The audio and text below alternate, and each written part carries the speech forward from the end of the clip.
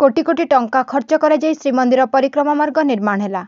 यार प्रचार प्रसार पर राज्य सरकार कोटी कोटी टंका खर्च कले। राज्यर 147 निर्वाचन मंडल लोकों मागणारे बस अणाई श्रीमंदिर परिक्रमा मार्ग बुलवाई व्यवस्था है। एथिपाई सरकारी राजकोषर पानी भली टंका खर्च है। तेबे श्रीमंदिर परिक्रमा मार्ग क्या स्वार्थरे बोली एठी भक्त प्रश्न करिसेंती। दुर्भाग्यर विषय, श्रीमंदिर परिक्रमा मार्ग परिक्रमा पाई शारीरिक अक्षम वरिष्ठ नागरिक दिव्यांग भक्त पाई राज्य सरकार कि श्रीमंदिर प्रशासन आज पर्यंत कौन स्वतंत्र व्यवस्था करिपारले नाही, जहाकु ने वरिष्ठ नागरिक असंतोष प्रकाश करिसेंती।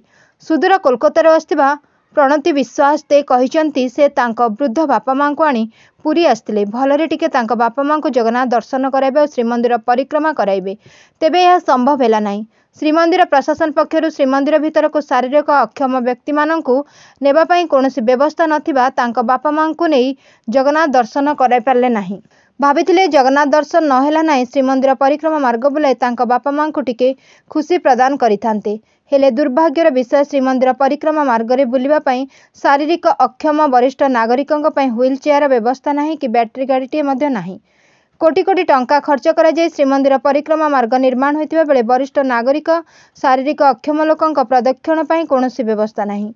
अनेक स्वच्छल भक्त एथिपाई देय देबा पई प्रस्तुत थिबा बेले राज्य सरकार श्रीमंदिर प्रशासन श्रीमंदिर परिक्रमा मार्ग देखिबा पई इच्छुक वरिष्ठ नागरिक शारीरिक अक्षम व्यक्तिंक सुविधा पई व्हील चेयर अबा बैटरी गाड़ी व्यवस्था करबा उचित बोली कोलकातार आस्थिबा प्रणति विश्वास दे और तांको बापा शंकर प्रसाद दे मत दैछंती।